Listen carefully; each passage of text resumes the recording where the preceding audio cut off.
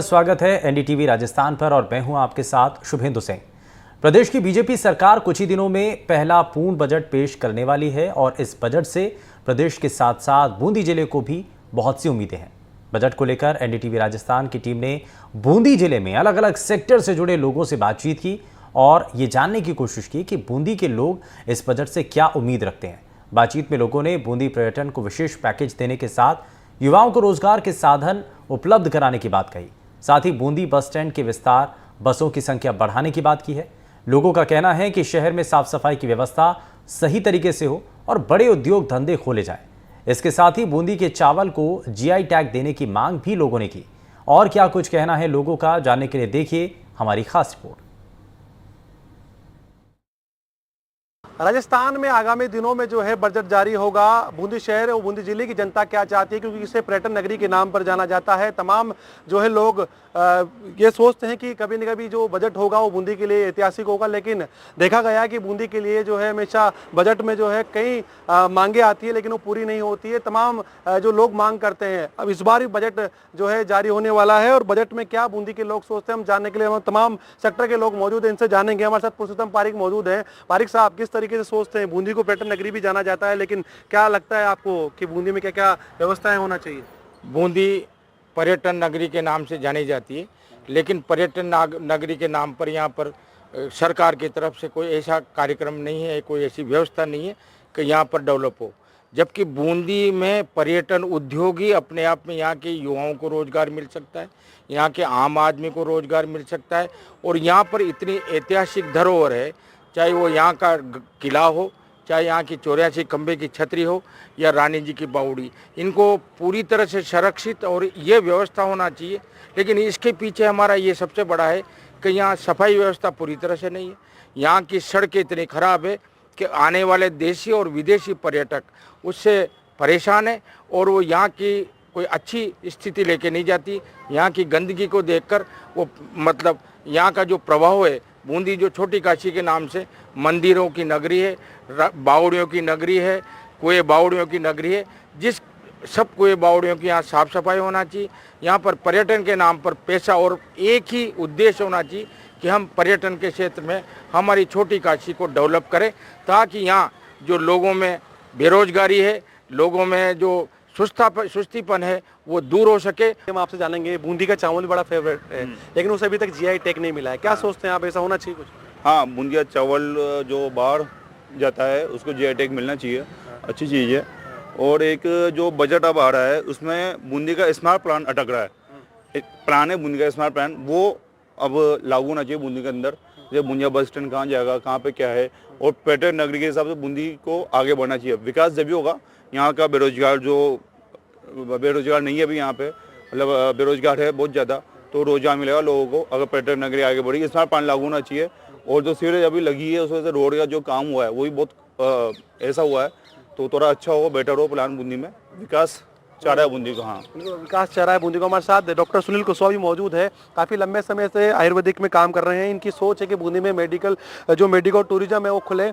हम इनसे जानेंगे किस तरीके से सरकार से मांग करते हैं, क्योंकि बजट आने वाला है। हाँ, बूंदी में पिछले 4 सालों से मेडिको टूरिज्म का कार्य चल रहा है। प्रधानमंत्री जी की सोच है heal in India medico tourism की, कि बाहर के व्यक्ति भी भारत की विरासत, जो बौद्धिक विरासत है, आयुर्वेद की परंपरा है, उसको अपनाएं और स्वस्थ रहें। आजकल वेलनेस दुनिया का सबसे बड़ा सेक्टर है सेवा क्षेत्र में, तो उसमें रोजगार की अपार संभावनाएं हैं स्वास्थ्य के क्षेत्र में।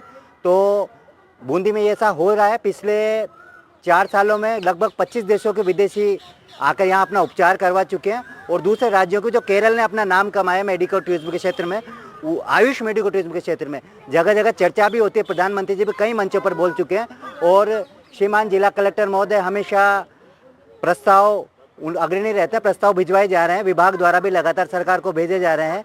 तो अगर वो मेडिको टूरिज्म बूंदी में विकसित हो पाता है पंचकर्म एक्सचेंज सेंटर के थ्रू, तो स्थानीय स्तर पर रोजगार की सुविधाएं भी बढ़ेगी और उच्च स्तरीय सुविधा जो केरल के लिए जाते हैं लोग, केरल में जाते हैं, वो बड़े पैमाने पर, व्यापक पैमाने पर यहीं उपलब्ध हो पाएगी। साथ महिला भी मौजूद है क्योंकि किचन एक बड़ा वो होता है, क्योंकि उनका महंगाई का बड़ा मुद्दा होता है कि किस तरीके से महिला जो है महंगाई को लेकर बड़ा बोलती है, क्योंकि किचन में है उनका ध्यान होता है।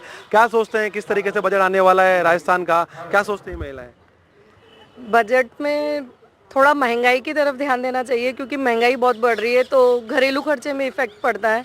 और एक बूंदी के लिए ये कहना चाहूँगी कि यहाँ सफाई की बिल्कुल भी व्यवस्था नहीं है। यहाँ के कर्मचारी आधे टाइम आते हैं, आधे टाइम नहीं आते, क्या पता उनको पेमेंट मिलता है या नहीं मिलता है। एक इशू सबसे मेन सफाई का है यहाँ पे। आप बूंदी रहते हैं, किस तरीके से देखते हैं, क्या विशेष पैकेज होना चाहिए बूंदी के लिए, पैसा मिले ताकि? हाँ, अगर बूंदी के लिए विशेष पैकेज होगा तो पर्यटन के विकास बहुत होगा, क्योंकि यहाँ इतनी गंदगी रहती है कि जो बाहर से पर्यटक भी आएंगे वो भी ऐसा देखते हैं इसको। और हम जो लोग यहाँ लोकल रहते हैं, हमको खुद को ऐसा लगता है कि जब बूंदी एक पर्यटन नगरी के हिसाब से है तो उसका डेवलपमेंट क्यों नहीं हो रहा, उसकी साफ सफाई की तरफ क्यों नहीं ध्यान दिया जाता।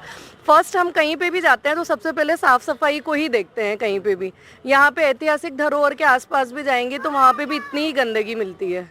इसके अगर ऊपर विशेष ध्यान दिया जाएगा तो पर्यटन से के बदले यहाँ पे पैसा भी आएगा बाहर का।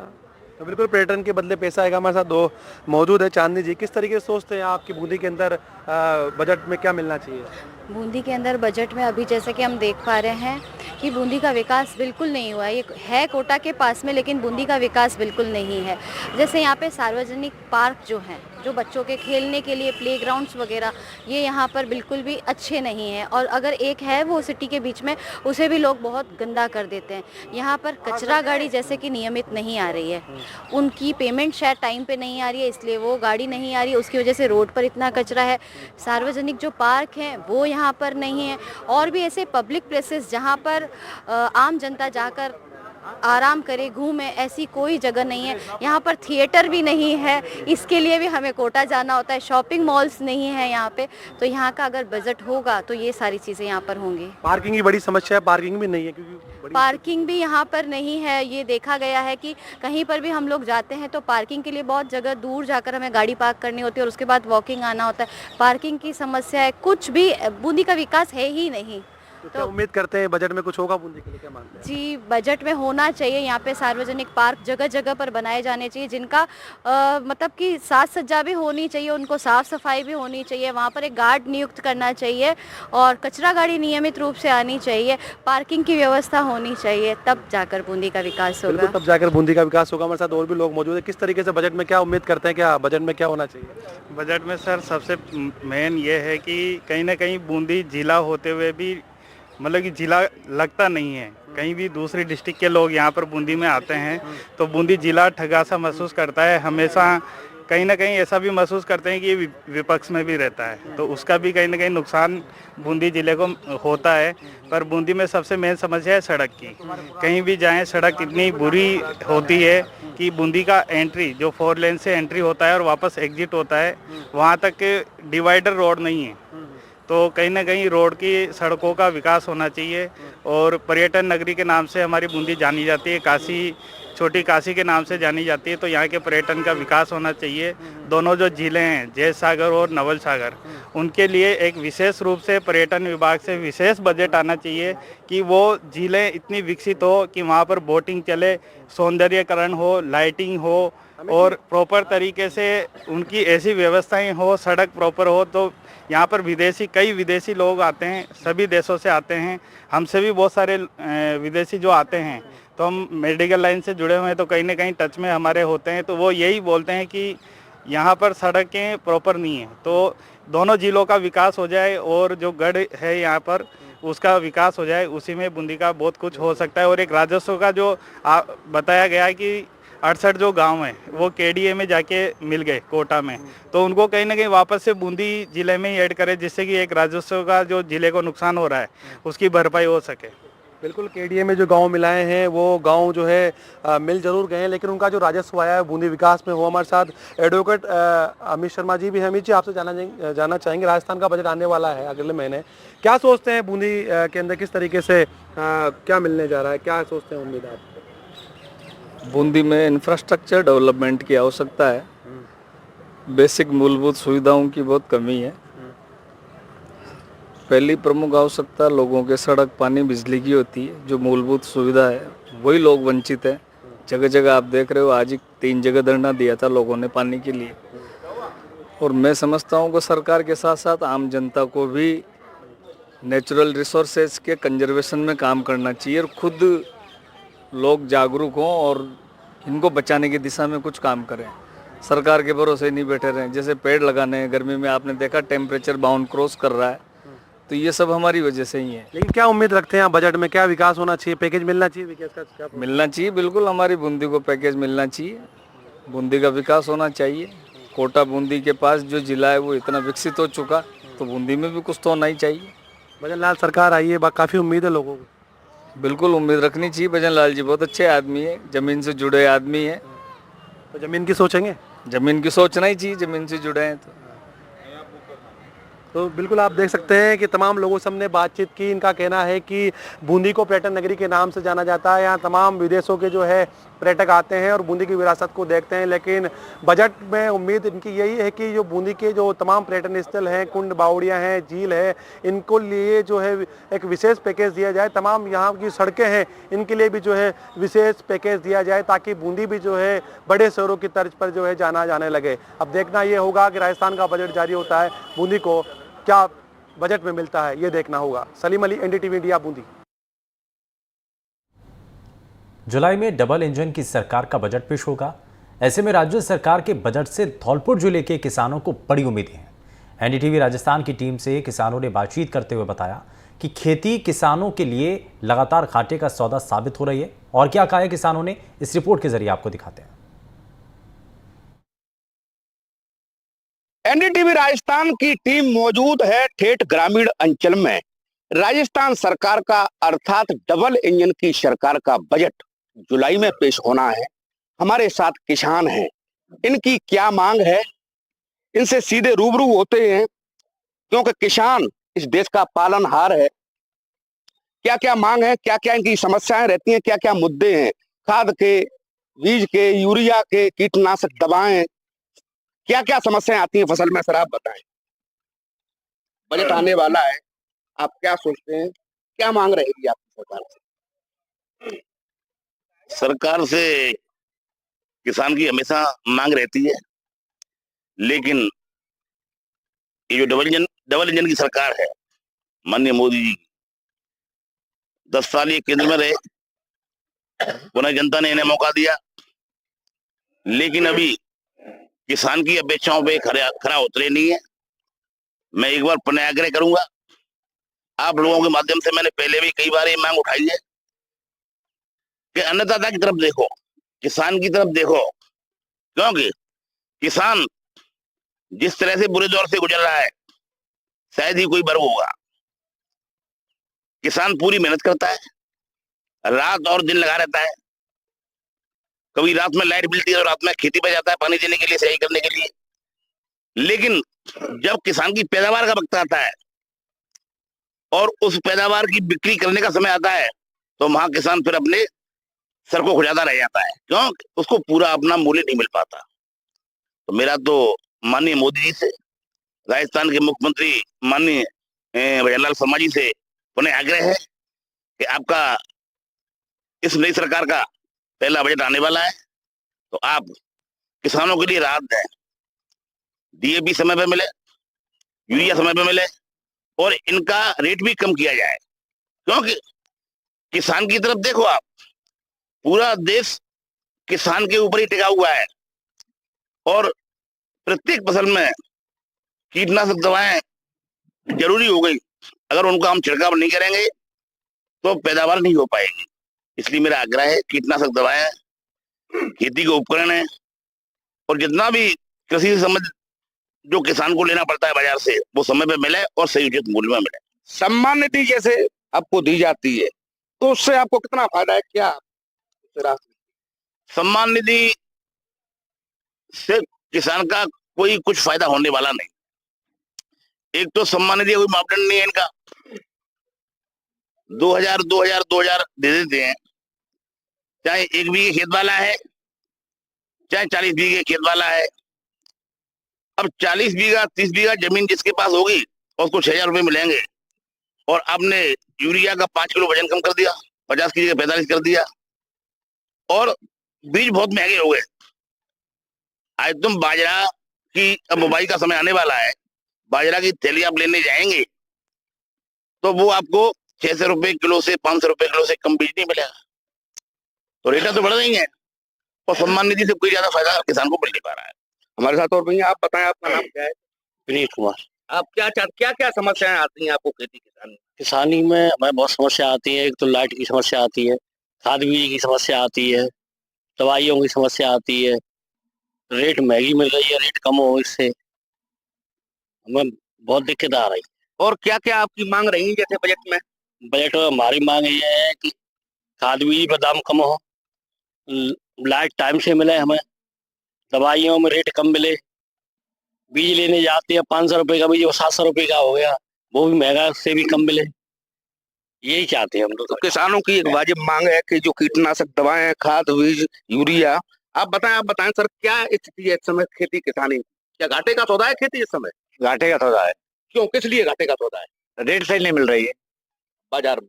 में जो आप जैसे लागत लगाते हैं तो उसके मुताबिक उत्पादन मिल रहा है क्या? नहीं मिल रहा है, खाद बीज यूरिया आपको समय से मिलते हैं? नहीं मिलती है, ब्लैक में मिल रहे हैं, रेट ज्यादा है। रेट ज्यादा है मार्केट में। आप बताएं साहब, क्या स्थिति है आपकी इस समय? हमारी स्थिति है लाइट ना मिल रही जी। सिंचाई के लिए लाइट नहीं है जी। और गांव के तो मरे सिंचाई के लिए लाइट नहीं है सही। और बीज खाद लेने जाएं तो बहुत महंगा मिलता है, इसको कम होना चाहिए। और क्या आपकी और कोई फसल पे गड़बड़ हो जाए तो उसका कोई वो नहीं है देखभाल, जैसे अतिवृष्टि, ओलावृष्टि, आपका कोहरा पाला पड़ता है, कोई नहीं देखता है, उसको नुकसान होता है और किसान उस पैदा करने को चलता है तो वो लागत लगती है, उस लागत तो उसका पैदा नहीं मिलती है। आप बताएंगे क्या क्या आप लोगों को दिक्कतें आ रही हैं फसल में और आप क्या चाहते हैं सरकार से? लाइट टाइम पे ना मिल रही, खाद बीज में रेट ज्यादा है और एमएसपी कम खरीदना है, एमएसपी पे ये आपकी समस्या है। तो आप देख सकते हैं यहाँ पर ये किसान थे, हमारे साथ चर्चा हुई है और किसानों की जो मांग है, वाजिब मांग है कि जो फर्टिलाइजर हैं, खाद बीज, यूरिया, कीटनाशक दवाएं, उनकी रेट काफी यहाँ पर महंगी बताई है किसानों ने। तो इनकी मांग यही है कि सरकार जो आगामी बजट आ रहा है तो इसमें कहीं ना कहीं किसानों को राहत दी जाए। सहयोगी धनंजय के साथ नीरज शर्मा, एनडीटीवी धौलपुर। और सरकार के पूर्ण बजट से प्रदेश के लोगों को काफ़ी उम्मीदें हैं। ऐसे में सवाई माधोपुर के लोग बजट को लेकर क्या सोचते हैं, यही जानने के लिए एनडीटीवी राजस्थान की टीम ने कुछ लोगों से बात की है, दिखाते हैं आपको।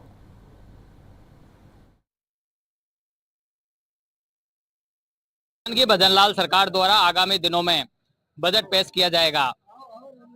आगामी बजट में किस तरह की उम्मीदें हैं, किस तरह के बजट को लेकर के लोगों में आशा है, इन सब मुद्दों पर बात करने के लिए हमारे साथ सवाई माधोपुर के कुछ लोग मौजूद हैं। इनसे हम बात करते हैं कि जो आगामी बजट आएगा उससे किस तरह की उम्मीदें ये लोग रखते हैं। हरिप्रसाद जी, आगामी दिनों में राजस्थान की भजनलाल सरकार द्वारा राजस्थान का बजट पेश किया जाएगा। अगर सवाई माधोपुर विधानसभा क्षेत्र की या सवाई माधोपुर जिले की बात की जाए तो क्या उम्मीदें आप रखते हैं इससे? देखिए, हम लोग काफ़ी समय से मांग करते आए हैं कि हमारे यहाँ सवाई माधोपुर के लिए विशेष पॉलिसी बजट के लिए बनानी चाहिए, क्योंकि यहाँ राष्ट्रीय रणथंभौर अभ्यारण्य है और राष्ट्रीय रणथंभौर अभ्यारण्य होने के नाते यहाँ 20 किलोमीटर तक किसी भी प्रकार की कोई भी इंडस्ट्री लग ही नहीं सकती। इको सेंसिटिव जोन घोषित कर रखा है माननीय सुप्रीम कोर्ट ने। तो ऐसे में सवाई माधोपुर के लोगों के लिए विशेष पैकेज बजट के अंदर होना चाहिए, जैसे कि टीएसपी क्षेत्र घोषित किया हुआ है, डूंगरपुर, बांसवाड़ा, वहाँ के लोगों के लिए स्पेशल माना जाता है कि वहाँ लोगों के लिए आरक्षित रहता है। उसी तरह से सवाई माधोपुर जिले के जो युवा हैं, जो यहाँ के छात्र हैं, महिलाएं हैं, पढ़े लिखे लोग हैं, उनके लिए एक तो यहाँ होटलों के अंदर और यहाँ के जितने भी इंस्टीट्यूट है या यहाँ की जो भी है योजनाएं आती हैं उनमें उनको आरक्षित किया जाए। साथ ही साथ विशेष आर्थिक पैकेज दिया जाए, डेयरी के लिए यहाँ पर विशेष पैकेज दिया जाए, चूँकि ये राष्ट्रीय रणथंभौर अभियान के चलते हम लोग केवल और केवल यहाँ पर रोजगार के नाम पर ऐसे उद्योग खोल सकते हैं जो नॉन पॉल्यूशन वाले हो। तो यहाँ जो सबसे बड़ी बात यह है कि पिछले 10 साल से अगर आंकड़ा भी निकालेंगे तो काफ़ी सारे लोग यहाँ से पलायन करके जा रहे हैं। लोग ही नहीं, काफ़ी सारे परिवार, पूरे पूरे गांव यहाँ से पलायन करके चले गए। तो मैं माननीय मुख्यमंत्री जी से ये अनुरोध करूंगा कि इस बजट के अंदर सवाई माधोपुर जिले के अंदर रणथंभौर पार्क को देखते हुए विशेष पैकेज यहाँ घोषित किया जाए। तो इनका कहना है कि सवाई माधोपुर में रणथंभौर है, जिसकी वजह से यहाँ उद्योग धंधे नहीं लग पाते। ऐसे में सवाई माधोपुर को आगामी बजट में एक विशेष पैकेज मिलना चाहिए और साथ ही नॉन पॉल्यूशन जो उद्योग है उनको भी ध्यान में रखते हुए बजट दिया जाना चाहिए। आप क्या कहेंगे? अगर किसानों की बात करें तो किस हिसाब से आप इस बजट को देखते हैं? सवाई माधोपुर जिले के लिए राजस्थान के जो कैबिनेट में कद्दावर जो नेता डॉक्टर किरोड़ी लाल जी कृषि मंत्री हैं, और कृषि मंत्री होने के साथ ही यहाँ से के लोगों की समस्याओं के बारे में उन्हें अच्छी तरह ध्यान है। सवाई माधोपुर जिले में विशेषकर अमरूदों की खेती ज़्यादा होती है, तो मेरी ये उम्मीद है कि इस बजट में आगामी आने वाले समय में सरकार अमरूदों के लिए कोई अच्छा फ्रूट प्रोसेसिंग का कोई उद्योग लगाएगी। और इसके अलावा जो किसानों से संबंधित जो अन्य फसलें हैं उनके लिए भी विशेषकर यहाँ पर जो पॉन्ड्स है या फिर कृषि उद्योग के जो सामान है उनके लिए भी विशेषकर योगदान रहेगा। तो इनका कहना है कि सवाई माधोपुर में बड़ी तादाद में अमरूदों की खेती होती है और अमरूदों को देखते हुए सरकार को यहाँ पर कोई फूड प्रोसेसिंग यूनिट लगानी चाहिए ताकि किसानों को उसका फायदा मिल सके। अगर सवाई माधोपुर जिले की बात की जाए तो सवाई माधोपुर जिले में 4 विधानसभाएं हैं और 4 विधानसभाओं की अगर बात की जाए तो बामनवास और गंगापुर सिटी में जहां कांग्रेस के विधायक है, वहीं सवाई माधोपुर और खंडार में भाजपा के विधायक है। सवाई माधोपुर विधायक डॉक्टर किरोड़ीलाल मीणा प्रदेश की भजनलाल सरकार में कृषि मंत्री भी है। और अगर लोकसभा की बात की जाए तो टोंक सवाई माधोपुर लोकसभा में हाल ही में हुए चुनाव में कांग्रेस ने एक बार फिर बाजी मारी है और यहाँ से कांग्रेस के हरीश मीणा यहाँ पर निर्वाचित हुए हैं। अगर सवाई माधोपुर में युवाओं की बात करें तो किस तरह का मतलब आप बजट चाहते हैं महिलाओं को, युवाओं के क्षेत्र को लेकर? सवाई माधोपुर की बात जहाँ पर है, बजट को लेकर सवाई माधोपुर के अंदर बहुत ज़्यादा उम्मीद सवाई माधोपुर के लोगों को है बजट से है, क्योंकि यहाँ रोजगार के जो अवसर है वो बहुत ना के बराबर हैं। यहाँ पर स्पोर्ट्स जो एक्टिविटी है वो भी बिल्कुल ना के बराबर चलती है। तो मैं यही चाहता हूँ कि इस बजट में स्पोर्ट्स को भी यहाँ पर बढ़ावा दिया जाए। एजुकेशन के अंदर भी यहाँ पर जो और इंस्टीट्यूट्स हैं वो यहाँ पर खुले ताकि लोगों को उनसे रोजगार मिल सके। यहाँ MBA वगैरह जो है उनको वो यहाँ पर चालू हो सवाई माधोपुर के अंदर, तो उससे लोगों को रोजगार उपलब्ध हो सके। क्योंकि रणथंभौर नेशनल पार्क होने के कारण यहाँ पर कोई बड़ा उद्योग नहीं लग सकता, तो छोटी इंडस्ट्री यहाँ पर लगाकर लोगों को रोजगार उपलब्ध कराया जा सकता है।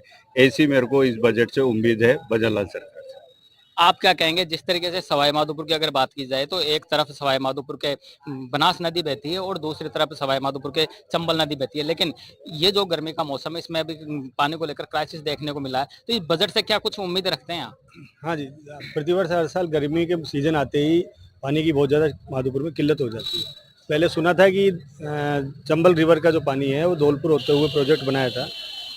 हालांकि मुझे इसके बारे में पूरी जानकारी नहीं है कि वो कहाँ तक पहुँचा है, क्या नहीं हुआ, लेकिन मैं चाहता हूँ कि हमारे यहाँ चंबल जो कि बहुत नज़दीक है, तो क्यों ना उस पानी को यहाँ इस नज़दीकी दूरी से ही डाइवर्ट करके और सवाई माधोपुर को उपलब्ध कराया जाए। यहाँ पे बड़े जलाशय या बड़ी बड़ी टंकियों का निर्माण किया जाए ताकि उस रिवर का पानी यहाँ पे आए। तो क्योंकि यहाँ पे हम देखते हैं कि 30 से 35 किलोमीटर की दूरी है सवाई माधोपुर से जो चंबल रिवर फ्रंट, तो धौलपुर से उधर से मोड़ते हुए जो उस पानी को ला रहे हैं उसकी बजाय अगर उसको यहाँ से बजट में ऐसी घोषणा की जाती है मुख्यमंत्री जी द्वारा कि भाई उस पानी को यहाँ पे आए, तो मैं मानता हूँ कि आगामी अगली गर्मी में सवाईमाधोपुर के निवासियों को काफ़ी पानी से राहत मिल पाएगी।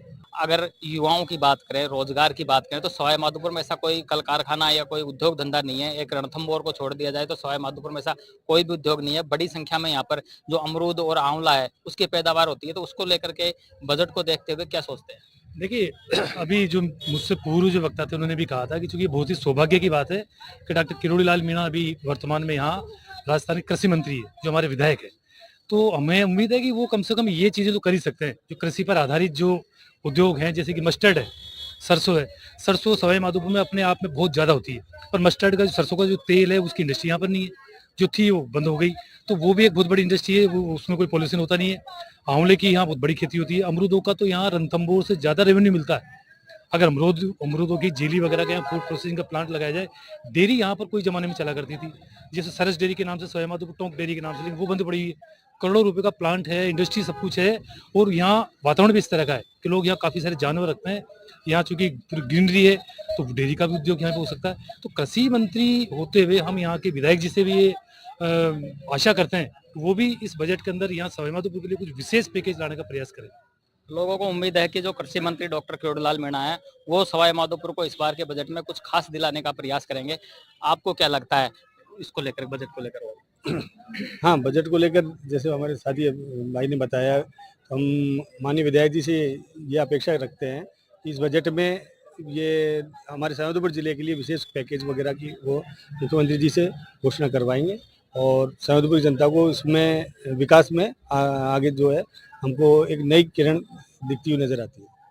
सवाई माधोपुर और जयपुर में ज़्यादा दूरी नहीं है, लेकिन फिर भी अगर परिवहन की दृष्टि से बात की जाए तो रोडवेजों का भी काफ़ी टोटा है, और जो ट्रेन का जो रूट है वहाँ भी काफ़ी समस्याएं आती है। इसको किस तरीके से देखते हैं? कुछ उम्मीद है बजट को लेकर? बजट में उम्मीद तो लोगों को बहुत सारी आशाएं हैं कि सवाई माधोपुर से जयपुर के बीच में शटल चलाई जाए, लेकिन आज तक वो भी नहीं चल पाई है। अगर शटल चले तो लोगों को जो आवागमन की जो है सुविधा मिल पाएगी, लेकिन वो नहीं हुई पाई है। अगर हम सड़क परिवहन की बात करें तो यहाँ रोडवेज इतना विकसित नहीं है जितना रेलवे है। यहाँ पर रोडवेज के लेकर ज़्यादा काम करने की आवश्यकता है। पहले तो सड़कें भी खराब थी, लेकिन अब सड़कें भी अच्छी हो गई हैं, तो रोडवेजों की संख्या बढ़े तो भी सड़क मार्ग भी सुचारू हो पाएगा। वही इतना ही डिस्टेंस ट्रेन से लगता है जयपुर जाने का, और इतना ही बाई रोड लगता है। तो रोडवेज में भी सुधार की आवश्यकता है, और यहाँ के लोगों को बसों की संख्या बढ़ेंगी तो उनको अच्छा रहेगा। एक शिक्षा की दृष्टि से सवाई माधोपुर काफी पिछड़ा हुआ अभी भी माना जाता है, क्योंकि यहाँ शिक्षा की दृष्टि से कोई बड़ा महाविद्यालय ऐसा कुछ भी फैकल्टी नहीं है। शिक्षा की दृष्टि से अगर बात की जाए तो क्या लगता है आपको, क्या होना चाहिए बजट? देखिए, सवाई माधोपुर जिला अपने आप में एक तो एसटी बहुल्य है, तो यहाँ शिक्षा का अगर ज्यादा विकास होगा तो एक बहुत बड़ा चांस रहता है। जैसे बामनवास के हम लोग बात करें, सबसे ज्यादा अगर अधिकारी हैं विभिन्न विभागों में तो बामनवास से, तो शिक्षा की वजह से संभव हो पाया। लेकिन शिक्षा के और भी अगर यहाँ जैसे एमए पीजी के कई विषय यहाँ पर नहीं है, वो खुलना चाहिए। कृषि संकाय यहाँ कभी हुआ करता था, उसे बंद कर दिया गया, उसे वापस और सबसे बड़ी बात होटल मैनेजमेंट का जो एक यहाँ बहुत बड़ी आवश्यकता है, क्योंकि यहाँ बहुत ज़्यादा होटल हैं, पर्यटन टूरिस्ट का यहाँ पर ज़्यादा आना जाना रहता है, पूरा वर्ल्ड के टूरिस्ट यहाँ पर आते हैं। तो यहाँ पर अगर होटल मैनेजमेंट का जो कि घोषणा अभी तक रही है। हरिप्रसाद जी, जब जो वित्त मंत्री है वर्तमान में दिया कुमारी जी, वो जब सवाई माधोपुर से विधायक थी तो होटल मैनेजमेंट को लेकर के ये एक यहाँ इंस्टीट्यूट बनाया गया था, लेकिन तब से लेकर आज तक वो बिल्डिंग का उद्घाटन ही नहीं हुआ। उसको लेकर के कुछ अपेक्षाएं हैं? तो ये उस समय चूंकि मान सकते हैं बीच में कांग्रेस की गवर्नमेंट थी, लेकिन अब आज वो वित्त मंत्री भी है, यहाँ की उप मुख्यमंत्री भी है, और फिर यहाँ से उनका बड़ा लगाव रहा है। वो विधायक भी यहाँ से रही है, उनकी राजनीतिक जीवन यहीं से शुरू हुआ, और उन्होंने इस बात को जाना भी था कि यहाँ टूरिस्ट का बहुत बड़ा संभावना है, टूरिस्ट यहाँ आते हैं। तो उन्होंने ये नींव भी रखी थी इस बात को लेकर के, उन्होंने मुहिम भी चलाई थी। तो हमें बहुत बड़ी आशा है इस बार कि वो उनके रहते हुए इसको प्रायोरिटी से लेंगे, और होटल मैनेजमेंट का जो अधूरा रह गया था वो शायद पूरा होता दिखाई देगा इस बजट के अंदर। तो ये थी आम जनता की आवाज, जिनका साफ तौर पे कहना है कि आगामी बजट में सवाई माधोपुर को बहुत कुछ मिलने की उम्मीद है। अब देखने वाली बात यह होगी कि सवाई माधोपुर को आने वाले बजट में क्या मिलता है और क्या नहीं मिलता है। बजरंग सिंह राजावत, NDTV, सवाई माधोपुर।